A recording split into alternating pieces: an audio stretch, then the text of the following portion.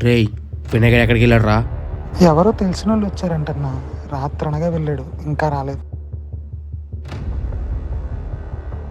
దాసు, మనం అనుకున్న deal set అయింది, కానీ సరుకు తక్కువే.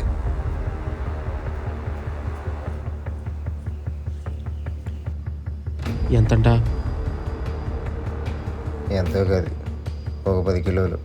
దీనికేనా ఎంత బిల్డప్ ఇచ్చావు? ఏదైనా చిన్నగానే మొదలవుద్ది దాసు. అయినా నేను వాళ్ళకి మాట ఇచ్చేసాను, సరుకు రెడీ అని. మళ్ళీ ఏమైనా తేడా వస్తే ఇద్దరం ప్రాబ్లం అయిపోంటాం. అవసరం మనకి. సరే, డెలివరీ స్పాట్ ఎక్కడ? భీమవరం జంక్షన్.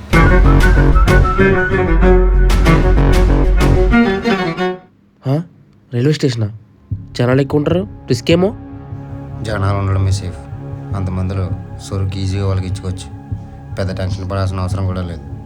మన వాళ్ళు సేఫ్గా వాళ్ళ పని కానిచ్చుకోవచ్చు. సరే, ఏ టైం డెలివరీ ఇవ్వాలంట? అది వాళ్ళు ఆ రోజు కాల్ చేసి చెప్తానన్నారు.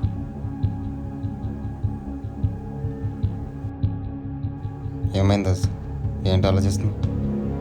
నాకెందుకో నువ్వు అన్నట్టు ఈ డెలివరీ అయ్యాక మన లైఫ్ మారిపోతుంది అనిపిస్తుంది. మారపడమేంటి దాసు, ఈ దెబ్బతో మన లైఫ్ సెట్ అయిపోతే